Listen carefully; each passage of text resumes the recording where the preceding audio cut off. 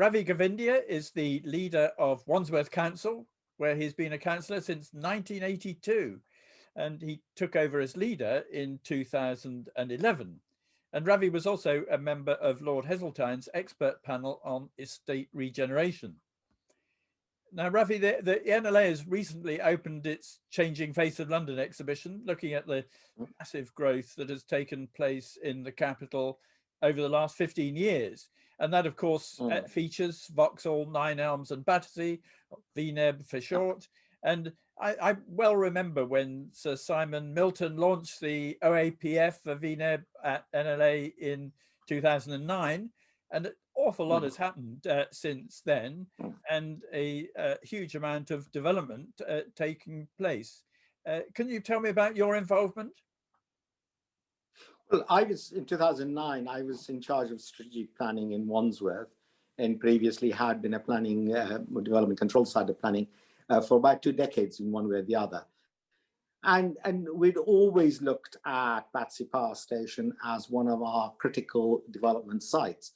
And suddenly what VNEB did was to put it in a wider context, in a wider area, and talk about a new town centre. And suddenly the whole thing started to make more sense. Whilst Battersea Power Station is a big site, it was not kind of big enough. It needed to be even bigger or be located in an even bigger area to get it off the ground. And as always, Peter, you'll know that getting the timing right is so critical in the development story.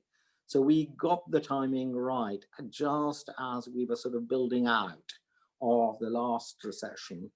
We got our plans together, we got our vision together, we got our kind of political energy marshaled in the same way, and off it went.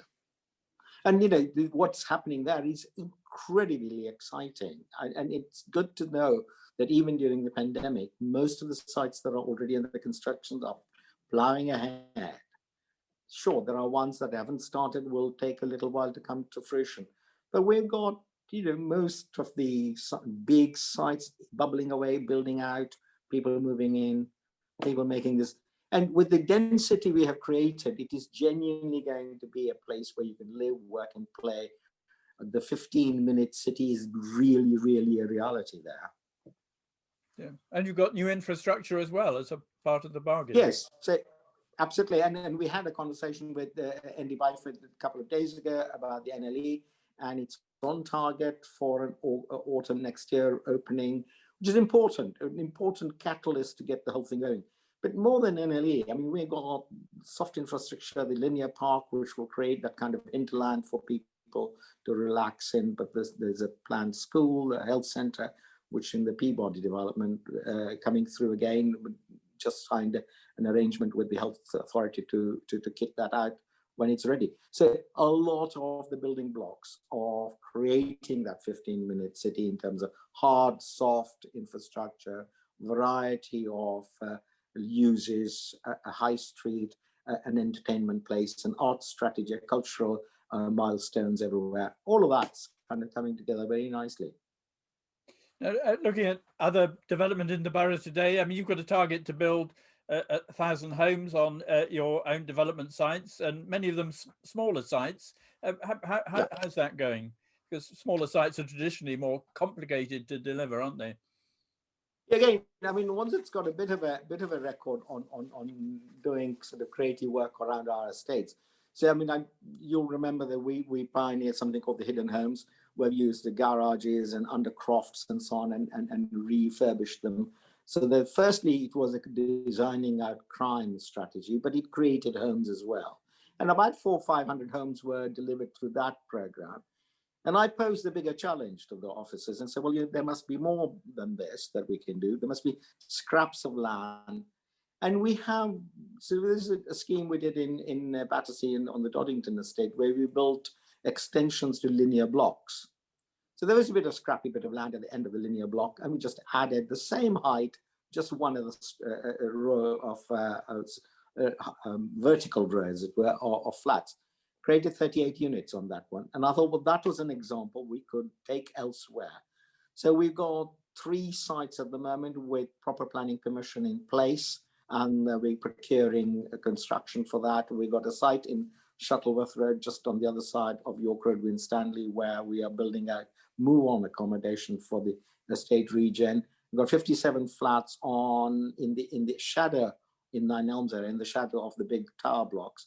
And exciting conversation I had with a very elderly Somali lady who wanted to downsize but live on the estate which has been her home, close to her daughter, close to her sons. And we were able to do that, and a kind of purpose-built virtually for her disability needs. And it's so satisfying that when you get that working together and providing the housing that people need. So we are on target to deliver the 1,000 homes by 2025, and 60% of them will be affordable because we are financing it through our housing revenue account and the right to buy receipts and some of 106 contributions. So all our money, all our land, all our energy delivering those homes. But there are some other much bigger projects in the pipeline, regeneration of Winstanley and York Road, and of course in the longer term, the area around and Clapham Junction itself, which will be as transformative really as VNEB. Can you bring me up to date with sort of progress on those projects? Yes, so it's a bit of background, Peter. I mean, the estate regen program was born post the Clapham Junction disturbances, when we felt that it was just not right to have two communities on either side of the railway line not feeling part of the whole. So it was important for us to address that. And as we looked closer at it, we found the housing conditions were poor, people's housing needs needed to be satisfied. And from that was the estate regen for York Road, Winstanley. You got an estate sitting on top of the busiest railway station in the world. You got the connectivity that people would give their back teeth for. And so it was right that we sort of sweated that asset, not only just for the borough, but also to meet the housing needs. And there's a similar situation in Roehampton, where there is enormous amount of space and huge housing need, an area crying out for some. So in fact, tonight, the Planning Applications Committee will be considering the planning application for the Alton scheme. Hopefully, we will get the go-ahead and so on. But at York Road, Winstanley, what we call phase 0 is under construction. So that will provide move-on accommodation for people who need to be decanted, and they'll all live within the estate and some on the periphery of the estate. We got relocation of a Baptist chapel and a school already agreed, and the scheme where they will go, their new home is being currently built out. And so that's bubbling off. And we are hoping that in November we will get the approval from the Mayor's office for the overall master plan so that we can get cracking. When finished, York Road, Winstanley will have a purpose-built new leisure complex, the library, a health center, swimming and leisure complex within it, and retain a lot of the services and build some more. Very good. And I think that'll be an incredibly exciting opportunity for the borough. And you're right when you say Clapham Junction is transformative, because on the other side of the railway track, Peabody Estate been remodeling one of their estates. We're doing our own, but it unlocks enormous other opportunities. Harding and Hobbs, which is a cornerstone of Clapham Junction, recently closed its doors where Debenhams moved out. But that's a very, very interesting scheme that the developers are coming up with. Almost a business club in the middle of Clapham Junction. So again, with a changing world of work, development is kind of keeping pace with the public perception of what the new world of work should be. Now, the mayor at the moment doesn't seem to be getting on very well with the government, and he's still waiting for a response from MHCLG on the London plan. I mean, is that a problem for you as a borough? Well, so we are cracking on with our own plan making. So we're going out to, later on next month, we will wave off the flag and start consulting, and we will do our bit. I really sometimes wonder whether the London plan has lost its way. It's become more and more and more elaborate a process. A mayor takes 3 years of his first term to come up with a plan to replace his predecessor's plan. And by the time it's gone through, he's on the hustings for his second term. What sort of system have we created that the mayor cannot bring to fruition his vision with speed and pace? And frankly, I think the London plan making needs to be looked at again. It should be slimmed down, much more land use type of document, which is crisp and encapsulates the political priorities of the new mayor. I also think London's two-tier planning process has been a bit of a drag and a stagnation when there are energies to be unleashed. I mean, the state region projects always get locked up in politics, planning, and tug of war between administrations and the mayor's office within our borough, between the opposition and us. 9 months since we gave permission to the York Road Winstanley master plan, we still haven't got our stage 2 approval from the mayor's office. We are very hopeful we'll get that in November, but that kind of delay and drag on development elsewhere would be rightly castigated, and yet this all seems like part of the process. Wrong process, me says. Yes, but I guess that it is slightly concerning for those who think that a mayor of London is a good thing generally, that there is this contention between City Hall and Whitehall, and your predecessor at Wandsworth is now, of course, a key advisor to Boris Johnson as well. And might say the independence of the mayor, I think, is still important, isn't it? Well, I don't disagree at all. I mean, so I accept the need for the office of the mayor. I do agree that, which is why, in fact, I think it's even more important that the system should allow a new mayor to stamp his political priorities on the planning process at some pace. But if you make the process very elaborate and including every nuance and every nook and cranny, then it will take a long time. It will open up rows and contentions between stakeholders in London, and the plan making will go into the sands. Just imagine, and this mayor has a 5-year term. Just imagine that the mayor loses the election in May.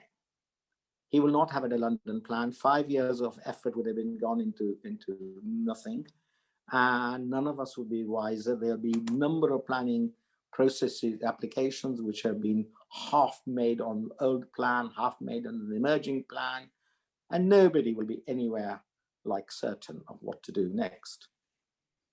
So it's a system, not the office, that I rile against. So, I mean, there's been quite a lot of publicity in the papers around some of the dismantling of low traffic neighbourhoods in Wandsworth. But does the borough support the mayor's street space programme? And how do you see the sort of future of those experimental installations as we come out of the pandemic? So, Peter, for us, the key lesson of putting them in and taking them out was that we fail to take the people with us. In any intervention of this nature, where there are different conflicting needs for the same space, it is important that you take people with you. So Northcote Road and Old York Road, where we have intervened in favor of creating businesses, food and beverage kind of hub, where people welcomed it, businesses support it, they have thrived. Furloughed staff have been brought back, new staff have been retained, and that's a great success. And it's got a very, very positive outcome both locally and elsewhere, and almost an exemplar way of doing something right. And almost an exemplar way of doing something wrong was the way in which the A24 interventions by TfL and our low traffic neighborhoods just somehow didn't work. Tooting businesses complained about 1/3 of their footfall just disappearing in ether. This is on top of the COVID-related drop in footfall. And these are, I mean, Tooting is one of our most diverse shopping centres. Virtually every shop is an independent trader. Vast majority of them are BNE owned businesses. It draws custom from far and wide, not just Wandsworth, but beyond. And so people come and buy groceries by car. You don't buy a 20-kilo bag of rice and take it on the back of your bicycle. So it's important to recognize the business nature of the area, its unique sort of pull for customers and the shopkeepers, and get the scheme right. So the big lesson for us is listen to the people, consult, and get the scheme that has the most buy-in before putting it in. And I think that's where we're going. So I would say that, yes, there is time for taming of our roads and making them more friendly for cycling and pedestrian and active travel and so on. But we must take everyone with us so that it is something that people themselves want, welcome, and support. No top-down imposition of what might be seen as restrictions.